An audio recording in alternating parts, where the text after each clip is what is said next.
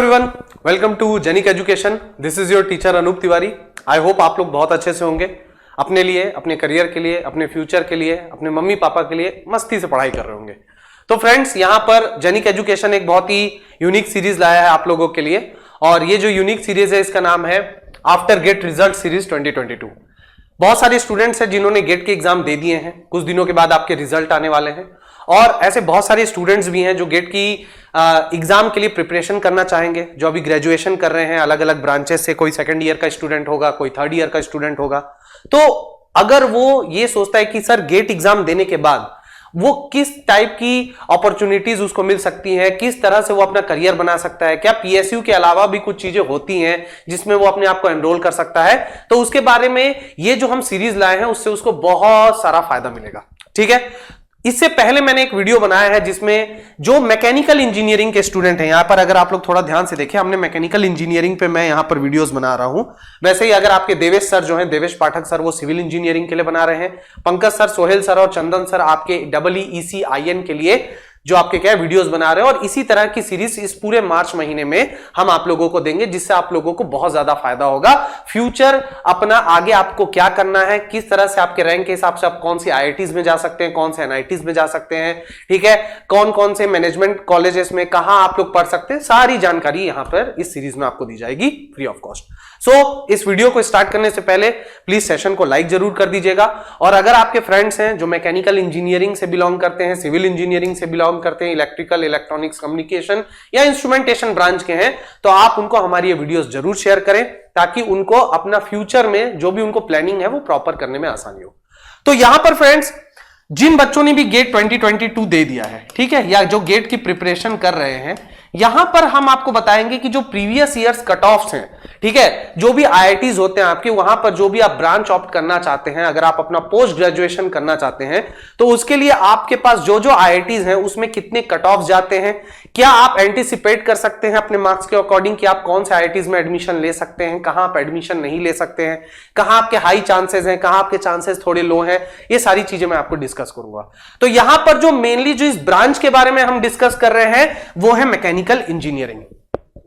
मैंने जो previous video बनाया था जिसमें मैंने ये बताया था कि मैकेनिकल इंजीनियरिंग के स्टूडेंट्स कौन कौन से PSU के लिए अप्लाई कर सकते हैं, कौन कौन सी PSUs ने गेट 2022 के बेसिस पे नोटिफिकेशन ऑलरेडी दे दिया है, कौन कौन से PSUs का कितना पैकेज होता है, कौन कौन से PSUs गेट से पहले अपना नोटिफिकेशन देते हैं, कौन कौन से PSUs गेट के बाद अपना नोटिफिकेशन देते हैं, उससे रिलेटेड मैंने एक वीडियो बनाया है। तो अगर आप लोग चाहें तो उस वीडियो को एक बार जरूर देख सकते हैं।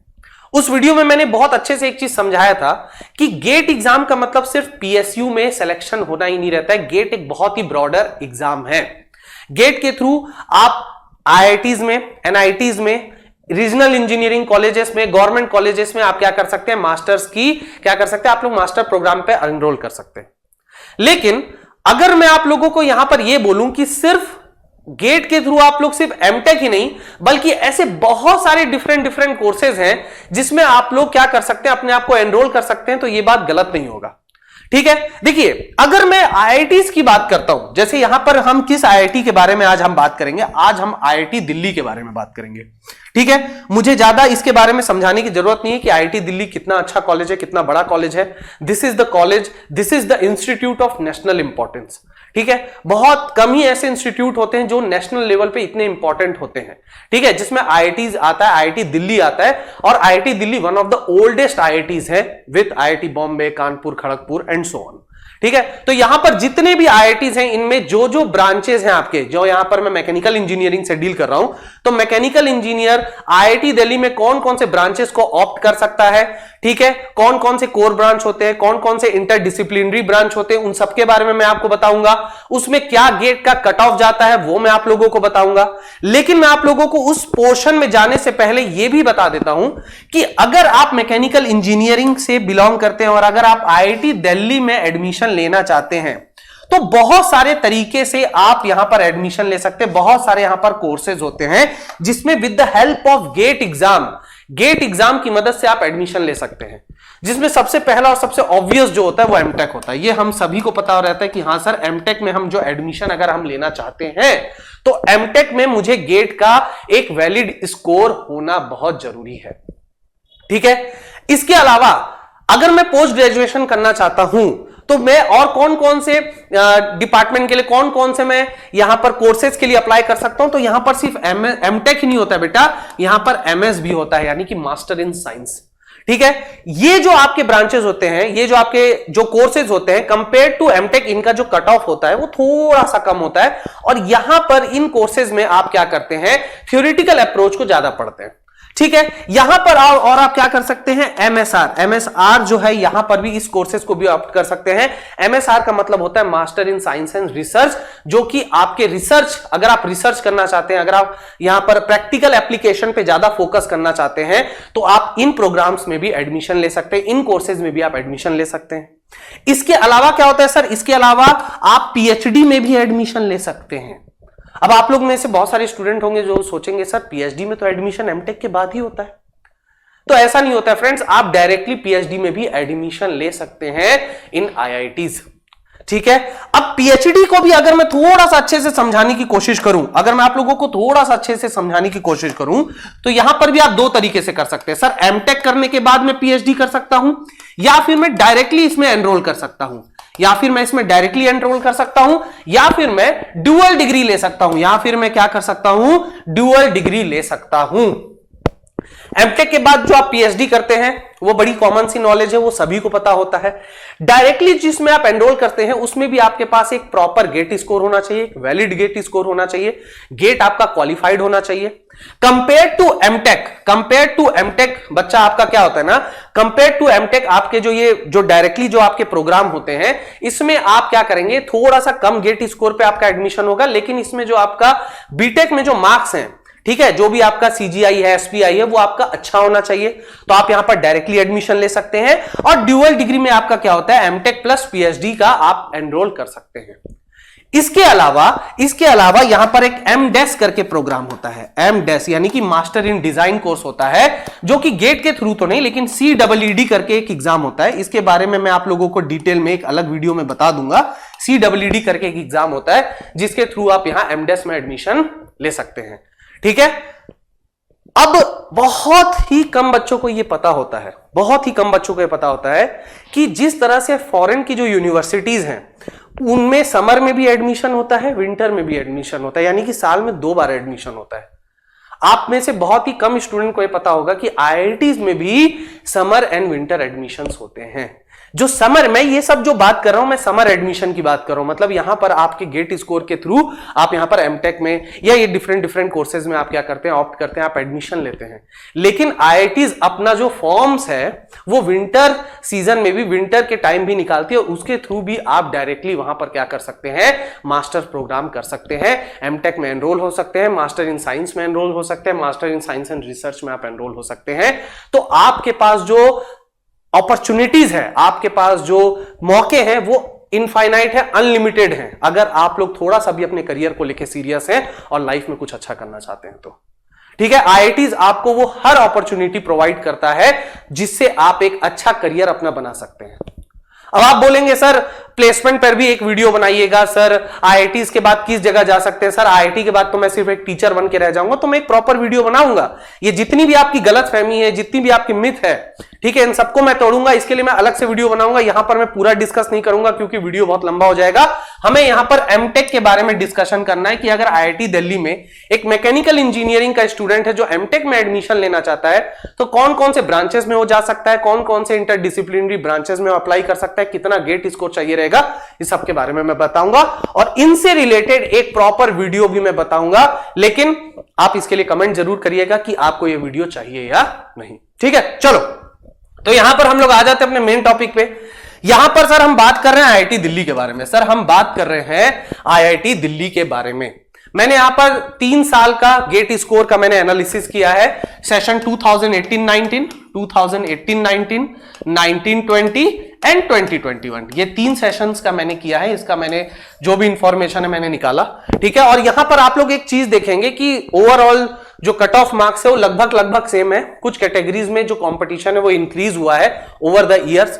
जो एडमिशन प्रोसेस है उसमें भी थोड़े से चेंजेस आए हैं, क्योंकि अभी आपको पता है कि कोविड का समय चल रहा था, तो ऑफलाइन क्लासेस आपकी होती नहीं थी, ऑनलाइन क्लासेस होती थी, तो जो एडमिशंस है वो भी इंक्रीज हुआ है। और इसके अलावा पीएसयूज की जो सीटें हैं वो डिक्रीज हुई हैं, क्योंकि although there are so many PSUs, बहुत सारे महारत्न है, नवरत्न है, मिनी रत्न कंपनीज हैं, पर हर पीएसयू में हर साल वैकेंसी आए ये जरूरी नहीं होती है। कुछ पीएसयू अपना अलग से एग्जाम कंडक्ट कराते हैं। तो बहुत सारे फैक्टर्स को अगर मैं इंक्लूड करूं तो यहां से हम ये कह सकते हैं कि एमटेक में एडमिशन लेना कोई बुरा ऑप्शन नहीं है, ठीक है। क्योंकि अगर आपके पीएसयूज में अपॉर्चुनिटी लिमिटेड है, इसका कहीं से भी मतलब ये नहीं है कि गेट एग्जाम आपके लिए एक काम का एग्जाम नहीं होगा।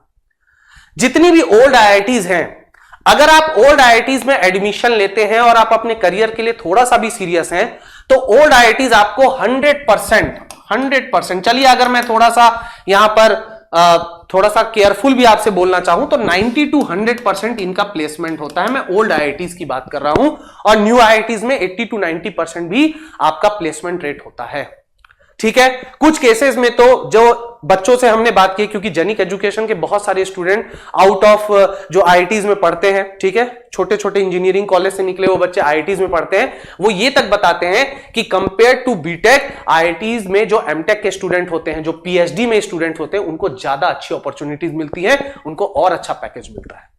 तो ये सब बातें तो हम करते रहेंगे, लेकिन यहां पर मैं आप लोगों को बता दूं कि अगर आप मैकेनिकल इंजीनियरिंग के हैं तो 2018-19 का मैं आपको एक कट ऑफ समझाऊंगा, लेकिन इसको समझाने से पहले आप यहां पर एक चीज देखिए। यहां पर एक चीज आपको दिख रहा होगा, यहां पर आपको ये हैश मार्क दिख रहा होगा, कट ऑफ के ऊपर एक हैश मार्क दिख रहा होगा, ठीक है। ये हैश मैंने क्यों लगाया है, यहां पर नीचे मैंने एक चीज लिखा है, यहां पर मैंने एक चीज शो किया है। ये हैश का मतलब है as per the shortlisting criteria, ठीक है। इसका क्या मतलब हुआ, इसका मतलब यह हुआ कि जो गेट स्कोर मैं यहां पर आप लोगों को शो कर रहा हूं, इतना minimum GATE score according to your category होनी ही चाहिए, वरना आप उस कोर्स के लिए अप्लाई नहीं कर सकते, ठीक है। क्या कहा मैंने, बहुत ध्यान से मेरी बात को सुनिए। As per the shortlisting criteria का मतलब यह है कि जो गेट स्कोर मैं आपको यहां पर शो करने वाला हूं, MTech program for the core degree, MTech for the dual degree, MTech for interdisciplinary branch, और यहां पर जो एमएसआर जो प्रोग्राम्स हैं, उसके लिए जो भी मैं आपको यहां पर जो गेट स्कोर शो कर रहा हूं, वो गेट स्कोर उतना मिनिमम बेंचमार्क आपका होना चाहिए, अदरवाइज आपका वहां पर एडमिशन होना मुश्किल है। तो यहां पर क्योंकि मैं सिर्फ एमटेक की बात कर रहा हूं, तो यहां पर देखिए, अगर मैं मैकेनिकल इंजीनियरिंग की बात करता हूं, तो कोई भी मैकेनिकल इंजीनियर का जो पहला प्रायोरिटी होती है, ठीक है, वो इन 4 ब्रांचेस से रिलेटेड होती है। मैं यहां गेट स्कोर के बेसिस पे नहीं जा रहा, मैं उसकी प्रायोरिटी बेसिस पे बात कर रहा हूं। प्रायोरिटी बेसिस मतलब अगर मैं एक मैकेनिकल इंजीनियर हूं, अगर क्या मैं तो हूं ही मैकेनिकल इंजीनियर, तो जब मैं मैकेनिकल इंजीनियरिंग करता था, जब मैं गेट की तैयारी अपनी करता था, तो मेरा ये मन था कि मैं थर्मल से करूं, मेरा बहुत इंटरेस्ट था, थर्मोडायनेमिक्स भी मुझे पसंद था, ठीक है। ऐसी मेरी सोच थी कि मुझे थर्मोडायनेमिक्स अच्छा लगता है, तो मैं थर्मल पढ़ूं। हालांकि थर्मल इंजीनियरिंग का मतलब थर्मोडायनेमिक्स नहीं होता है, वो सबका एक ब्रॉडर कॉन्सेप्ट होता है, एक ब्रॉडर वे होता है। जब आप आईआईटीज में एडमिशन लेते हैं तो आपको बहुत सारी नई नई चीजें सीखने को मिलती हैं। तो यहां पर अगर मैं मैकेनिकल इंजीनियरिंग की बात करूं, स्पेसिफिकली जो अगर एक मैकेनिकल का स्टूडेंट है, एमई का मतलब यह है कि अगर आप मैकेनिकल के स्टूडेंट हैं तो आप mechanical design, industrial engineering, production engineering and thermal engineering में अगर आप एडमिशन लेना चाहते हैं एमटेक प्रोग्राम में, तो आपका जो जनरल कैटेगरी का जो कट ऑफ होता है, मिनिमम मैं बात कर रहा हूं, वो 725 है। आप चारों ब्रांचेस का मेन्यू देख लीजिए, इतना मिनिमम आपका गेट स्कोर होना चाहिए। अगेन मैं आपको समझा देता हूं, ये गेट स्कोर है, ये रैंक नहीं है। There is a difference between GATE score और गेट के रैंक में फर्क होता है। अगर पेपर आपका कंपैरेटिवली इजी है तो ज्यादा नंबर पे भी गेट स्कोर कम हो सकता है, लेकिन अगर आपका पेपर टफ आया है तो ऐसा हो सकता है कि कम नंबर पे भी आपका गेट स्कोर ज्यादा हो। तो यहां पर जो बेंचमार्क सेट किया जाता है वो according to GATE score set किया जाता है, ना कि आपके मार्क्स बेसिस पे सेट किया जाता है। तो यहां पर अगर मैं यहां पर mechanical design, industrial engineering, production engineering, thermal engineering की बात करूं, तो जो जनरल का कट ऑफ है वो कितना जा रहा है एज पर द गाइडलाइंस, ये आपका दिखाया जा रहा है 725। ये मैं 2018-19 के सेशन की बात कर रहा हूं, ठीक है। ओबीसी में देखिए कितना है, 650, ठीक है। उस समय इकोनॉमिकली वीकर सेक्शन का जो रिजर्वेशन क्राइटेरिया था वो नहीं आया था, ठीक है, वो इसके बाद आया था, इसलिए यहां पर उस चीज को मैंने शो नहीं किया है। सर शेड्यूल कास्ट के लिए सर 500 मिनिमम गेट स्कोर उसका होना ही चाहिए। देखिए इसका मतलब ये नहीं है कि इससे नीचे अगर किसी का 495 गेट स्कोर है तो वो भी अप्लाई कर सकता है। मिनिमम इतना होना चाहिए, और इतने में भी उसका सिलेक्शन हो ये जरूरी नहीं है। ये बेंचमार्क सेट किया गया कि इतना तो आपको लाना ही है। एसटी का है 300, और फिजिकली हैंडीकैप्ड का है 300। ठीक है, अब आप बोलेंगे सर कंपेयर टू जो जनरल कैटेगरी है एससी एसटी एंड जो फिजिकली हैंडीकैप्ड जो है इनका बहुत कम गेट स्कोर जा रहा है सर। अगर मैं सिर्फ गेट क्वालिफाई भी करूं तो मेरा 300 से ऊपर गेट स्कोर होगा। लेकिन आप ये भी तो सोचिए ना कि उनके बीच में इतना कंपटीशन नहीं है जितना कंपटीशन एक जनरल कैंडिडेट के लिए होता है, क्योंकि जनरल में आपके सारे कैटेगरी के स्टूडेंट फाइट करते हैं। जनरल में मतलब ये नहीं कि अगर आप जनरल से तो सिर्फ जनरल के साथ आपका फाइट है, आपके सारे कैटेगरी के स्टूडेंट्स के साथ आपका फाइट होता है। इसलिए ऑब्वियस सी बात हो जाती है कि जनरल कैटेगरी के जो स्टूडेंट होते हैं उनका कट ऑफ हाई जाता ही है और हमेशा हाई ही जाएगा। ठीक, इसके अलावा यहां पर आप लोग एक चीज देखिए, यह है इंजीनियरिंग एंड एनालिसिस डिजाइन। ठीक, ये जो ब्रांच है आपका, इसमें आपके कोई भी ब्रांच के, ये जो आपका कोर्स है इसमें कोई भी ब्रांच का आपका भर सकता है। ऑल का मतलब ये है कि कोई भी ब्रांच का स्टूडेंट यहां पर ऑप्ट कर सकता है इस कोर्स को। ठीक है, तो अगर ऑल लिखा है मतलब मैकेनिकल इंजीनियरिंग भी अप्लाई कर सकते हैं, मैकेनिकल इंजीनियरिंग स्टूडेंट। तो अगर वो अप्लाई करना चाहते हैं तो मिनिमम उसका गेट स्कोर 700 होना चाहिए। ओबीसी के लिए 630, शेड्यूल कास्ट के लिए 430, शेड्यूल ट्राइब के लिए 450 और यहां पर आपका जो फिजिकली हैंडीकैप्ड है उसका 450। ठीक है, अगर आपको ये पीडीएफ चाहिए तो पीडीएफ मैं आप लोगों को डिस्क्रिप्शन में भी दे दूंगा, मैं पिन कमेंट में भी इसको डाल दूंगा, आप चाहें तो इसको डाउनलोड कर सकते हैं। अभी सिर्फ समझिए मैं आपको क्या कहना चाहता हूं। जो सबसे इंपॉर्टेंट चीज है मैं जो आप लोगों को समझाना चाहता हूं, ठीक है, जो सबसे इंपॉर्टेंट चीज है वो है आप लोगों का इंटरडिसिप्लिनरी प्रोग्राम। ये बहुत इंपॉर्टेंट चीज है। देखिए क्या होता है, मैं आप लोगों को एक बहुत जनरलाइज्ड तरीके से समझाता हूं, क्योंकि मैं भी एक इंजीनियरिंग का स्टूडेंट रहा हूं, मैं चीजों को समझता हूं। हमारी पहली priority industrial engineering, production engineering, thermal engineering या मशीन डिजाइन इसलिए होती है क्योंकि जब हम इंजीनियरिंग करते रहते हैं तो हमें ये सब्जेक्ट पढ़ाया जाता है। भले बहुत ज्यादा नहीं पढ़ाया जाता है, हम सेमेस्टर वाइज किसी सेमेस्टर में किसी सब्जेक्ट को पढ़ते हैं, लेकिन हमें पता रहता है इन सब्जेक्ट के बारे में, कुछ बेसिक नॉलेज हमें रहता है। तो जब हमें बेसिक नॉलेज रहता है तो हम सोचते हैं कि हम इसी से पढ़ लें। लेकिन अगर आप लोग ध्यान देंगे, अगर आप लोग थोड़ा सा भी यहां स्मार्टली सोचेंगे, थोड़ा सा भी स्मार्टली अगर आप सोचेंगे तो देखिए इनका डोमेन कहां तक लिमिटेड है। इनका डोमेन सिर्फ मैकेनिकल इंजीनियर तक लिमिटेड है। ठीक है, लेकिन अगर मैं इंटरडिसिप्लिनरी ब्रांच की बात करता हूं तो इंटरडिसिप्लिनरी ब्रांच में आपकी जो करियर अपॉर्चुनिटीज है कंपेयर टू दिस, अगर ज्यादा नहीं होती है तो कम भी नहीं होती है। नो डाउट आप आईआईटी दिल्ली से पढ़ रहे हो, मैं आईआईटी दिल्ली के बारे में बता रहा हूं। It is the one of the most prestigious institute of the country, one of the oldest IITs है। तो प्लेसमेंट के लिए तो आपको चिंता नहीं करना, मैंने कहा है 90 से 100% यहां प्लेसमेंट हो जाता है। बस आपको 2 साल थोड़ी मेहनत करनी पड़ेगी, थोड़ी क्या ठीक ठाक मेहनत करनी पड़ेगी, आपका प्लेसमेंट हो जाएगा। लेकिन अगर मैं कहूं कि यार इंटरडिसिप्लिनरी में यार एडमिशन मतलब उतना कोई फायदा नहीं, क्योंकि ना ये गलत इंफॉर्मेशन आपको दी जाती है। तो मैं यहां पर बोल रहा हूं कि अगर आपको ये नहीं मिल रहा है और ये मिल रहा है, कोई बुराई नहीं है, दी बोथ आर इक्विवेलेंट, ये लगभग इक्विवेलेंट पड़ जाते हैं, क्योंकि यहां पर जो आपके रिसर्च है, जो आपकी पढ़ाई का डोमेन है वो इंक्रीज हो जाता है, आपके कोर तक ही सीमित नहीं रहता, वो बढ़ जाता है। तो अगर ये आपका बढ़ रहा है तो जो कंपनीज इनसे रिलेटेड है, हो सकता है कोई इलेक्ट्रिकल इंजीनियर का स्टूडेंट इसमें पढ़ रहा होगा आपके साथ, कोई मैकेनिकल का पढ़ रहा होगा, कोई केमिकल इंजीनियरिंग का स्टूडेंट पढ़ रहा होगा, कोई सिविल का स्टूडेंट आपके साथ पढ़ रहा होगा, तो वो सारे डिसिप्लिन से रिलेटेड अगर कोई कंपनी है जो आपको प्लेस करना चाहती है, बहुत सारी रिसर्च कंपनीज होती हैं, तो वो यहां से आपको प्लेस करती है और बहुत अच्छा पैकेज आपको देती हैं। तो कहीं से भी गेट की तैयारी करना और आईआईटीज में एडमिशन लेना कोई बुरा चॉइस नहीं होता है, बहुत बेहतरीन चॉइस होता है। और यहां पर जैसा कि मैंने आप लोगों को समझाया, जो आपके रिसर्च का, जो आपके स्टडी का जो डोमेन होगा, सिर्फ आपके कोर तक सीमित नहीं होगा। यहां पर आप कोर तक सीमित रहते हैं, यहां पर आपका वो जो डोमेन है वो इंक्रीज होता है। फॉर एग्जाम्पल यहां पर आप जैसे पढ़ेंगे एनर्जी स्टडीज, जरूरी नहीं कि मैकेनिकल का स्टूडेंट एनर्जी स्टडीज पढ़े, सिविल का भी पढ़ सकता है, ठीक है, आपका इलेक्ट्रिकल का भी स्टूडेंट पढ़ सकता है। तो यहां पर क्योंकि यहां पर देखिए डब्ल्यू एमई पीएच ये सब अदर्स ब्रांचेस भी अलाउड है, तो यहां पर जो आपका कट ऑफ जाता है मिनिमम, चाहे वो किसी भी ब्रांच का हो, आपके पास इतना 700 गेट स्कोर जनरल कैटेगरी के लिए होना चाहिए। उसके बाद ओबीसी के लिए 630, 450, 450, 450 आपके रिजर्व्ड कैंडिडेट्स के लिए है। इसके बाद आप देखिए इंस्ट्रूमेंट टेक्नोलॉजी। अब आपको लगेगा सर इंस्ट्रूमेंट टेक्नोलॉजी तो आईएन के ब्रांच वालों के लिए होना चाहिए, ऐसा बिल्कुल नहीं है। इंस्ट्रूमेंटेशन का मतलब इंस्ट्रूमेंट टेक्नोलॉजी करेगा, ऐसा जरूरी नहीं है। एक मैकेनिकल का स्टूडेंट भी इंस्ट्रूमेंट टेक्नोलॉजी से कर सकता है, और वहां पर देखिए बहुत ज्यादा गेट स्कोर की भी अवेलेबल यहां पर जरूरत नहीं है। मतलब अगर आपका मार्क्स 50 to 55 है, अगर आपका मार्क्स 50 to 55 है, ठीक है, तो आपका बहुत हाई चांसेस है कि आपका गेट स्कोर 600 से 620 तक आ जाएगा। तो आप आईआईटी दिल्ली से इन ब्रांचेस से भी क्या कर सकते हैं, एमटेक कर सकते हैं। This is a big opportunity. Problem कहां आती है, प्रॉब्लम आती है क्योंकि हमें नॉलेज नहीं होता है इन सब चीजों के बारे में।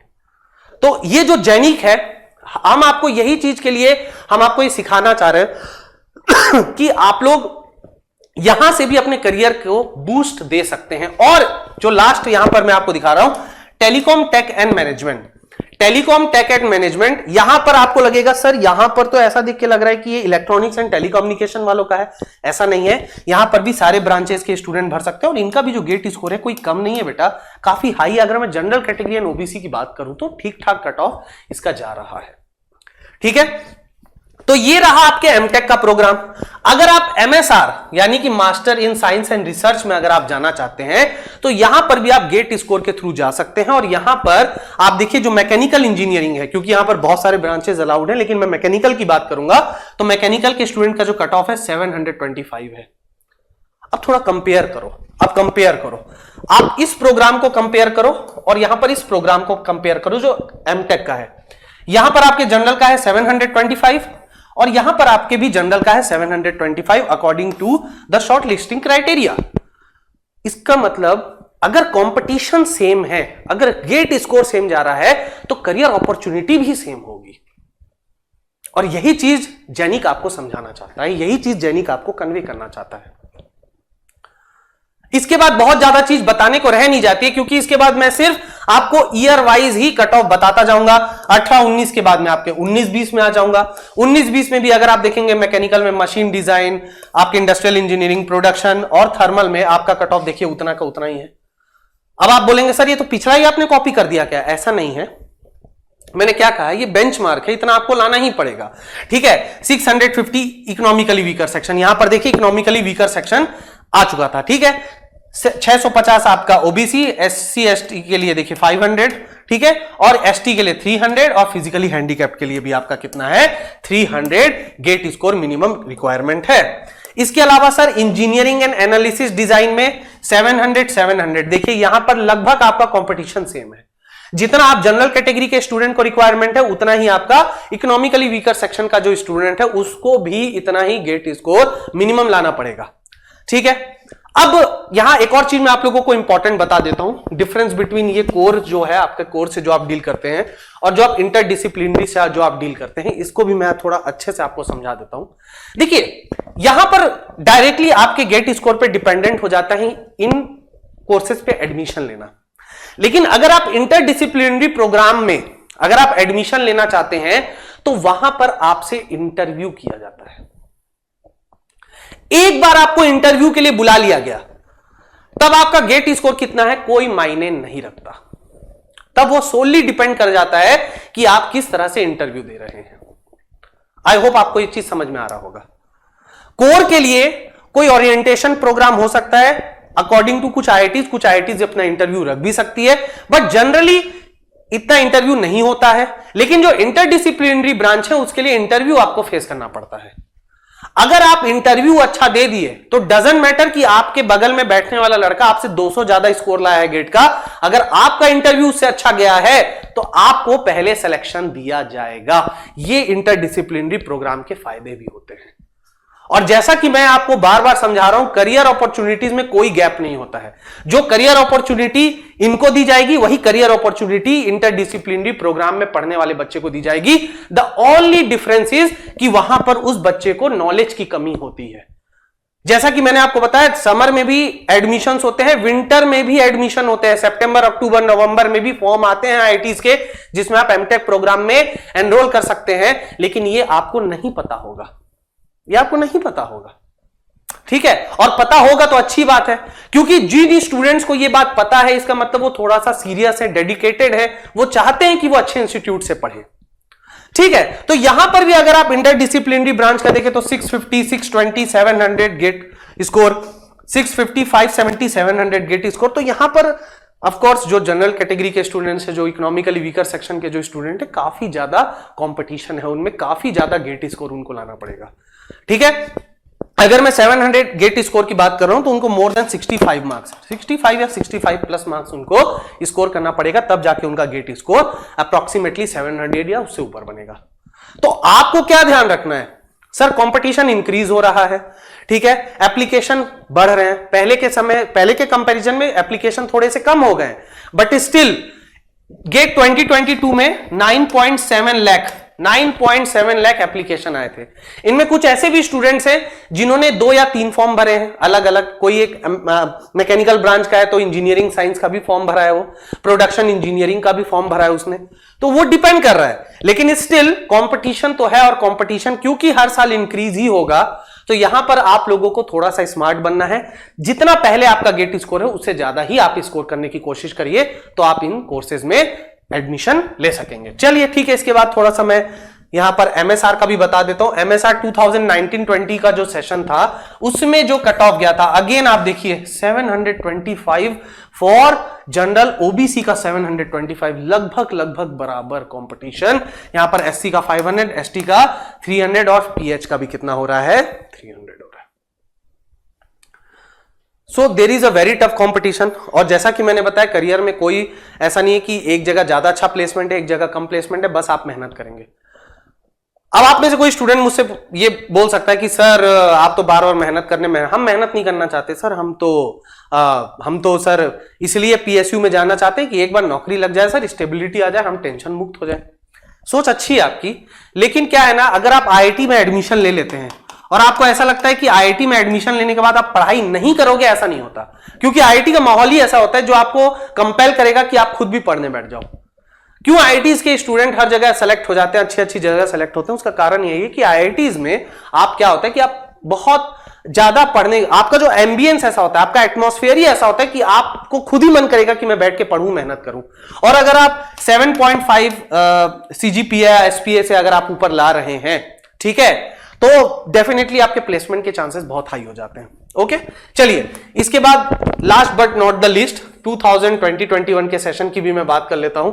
अगेन वही सारे ब्रांचेस हैं, अगर आप इसमें देखें तो देखिए कंपटीशन आपका बढ़ रहा है, the only change is the competition is increasing, ठीक है। यही जो 725 था that was the permanent general के लिए, लेकिन देखिए ईडब्ल्यूएस के लिए इंक्रीज हो गया, ठीक है, 700 से 725 हो गया, ओबीसी का 650 से 675 हो गया। आप देखिए 25 से 50 गेट स्कोर इंक्रीज ही हो रहा है, ठीक है। इसका मतलब यह है कि कंपटीशन आपका इंक्रीज होता जा रहा है। अगर मैं यहां पर आपके इंजीनियरिंग एंड एनालिसिस डिजाइन की बात करूं तो यहां पर भी देखिए 700, 700, 650, 450, 450, 450, मतलब कैटेगरी वालों के लिए 450, और यहां पर जो नॉन कैटेगरी वाले हैं, ठीक है, जनरल, ईडब्ल्यूएस एंड ओबीसी के लिए काफी हाई कट ऑफ जा रहा है, ठीक है। इंटरडिसिप्लिनरी ब्रांच की भी मैं बात कर लूं तो इंटरडिसिप्लिनरी ब्रांच में कि जैसा कि मैंने बताया इंटरव्यू पे बहुत सारी बातें डिपेंड करती हैं। तो देखिए अगर इंटरव्यू आपका अच्छा गया है तो देखिए इस गेट स्कोर में भी आपका सिलेक्शन हो रहा है।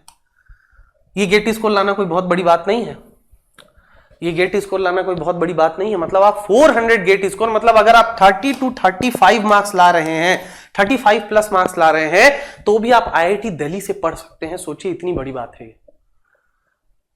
पर आप क्या करते हैं, एक बार आपने पेपर दे लिया, एक काउंसलिंग में बैठे, नहीं मिला, आप बैठ गए, आपने फिर ट्राई नहीं किया, या ऐसा होता है कि आपको पता ही नहीं कि सर ऐसा कुछ हो सकता है। यहाँ पे एमई में देखिए, यहाँ 620, 570, 570, 425, 570 मार्क्स लाना या 570 गेट स्कोर या 620 गेट स्कोर लाना कोई बहुत बड़ी चीज नहीं है, ठीक है। मैथ और एप्टीट्यूड ही 28 नंबर के होते हैं। इसके अलावा अगर आप टेक्निकल को थोड़ा सा भी अच्छे से करते हैं तो आप इतना गेट स्कोर तो ला सकते हैं। थोड़ा सा सीरियसनेस, थोड़ी सी मैच्योरिटी आपको चाहिए, ठीक है। तो ये जो इंफॉर्मेशन मैंने आपको दी है, इससे मैं आपको एक बेसिक आइडिया ये बताना चाह रहा हूं कि आईआईटी दिल्ली जैसे प्रेस्टिजियस इंस्टीट्यूट में भी सिलेक्शन के लिए आपको बहुत ज्यादा एक्स्ट्रा ऑर्डिनरी होने की जरूरत नहीं है। थोड़ा सा भी अगर आप स्मार्ट है तो आप यहां पर एडमिशन ले सकते हैं।